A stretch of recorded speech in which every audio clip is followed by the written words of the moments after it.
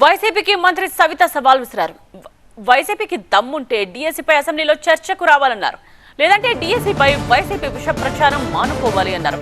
Teachers ను అవమానించడం జగన్ కు తగదన్నారు. ఇలాగే మాట్లాడితే టీచర్స్ తాడేపల్లికి వచ్చి ధర్నా చేసే రోజులు వస్తాయని అన్నారు మంత్రి సవిత.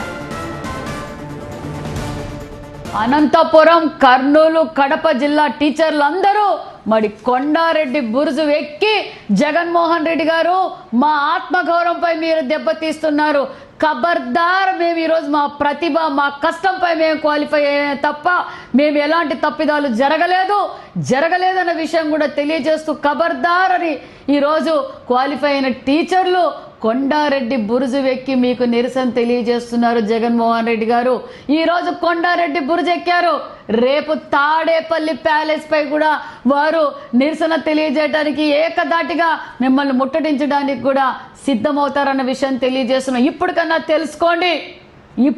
తెలుసుకొని మరి ఈరోజు టీచర్లను అవమానపరచొద్దండి. గతంలో మీరు టీచర్లు ఏ విధంగా అవమానపరిచారో రాష్ట్ర ప్రజలందరికీ తెలుసు. మీకు ధైర్యం దమ్ము ఉంటే అసెంబ్లీకి రండి, మెగా డిఎస్సీ పైన మేము చర్చించడానికి సిద్ధం. మేము మైక్ ఇస్తాం, గౌరవంగా మాట్లాడిస్తాం. మెగా డిఎస్సీ పైన ఒక రోజంతా చర్చించడానికి కూడా మేము సిద్ధంగా ఉన్నాం. ధైర్యం, దమ్ము, నీతి, నిజాయితీ, నిబద్ధత ఉంటే మీరు అసెంబ్లీకి రమ్మని కూడా సవాల్ విసురుతున్నామన్న విషయం కూడా తెలియజేస్తున్నాం.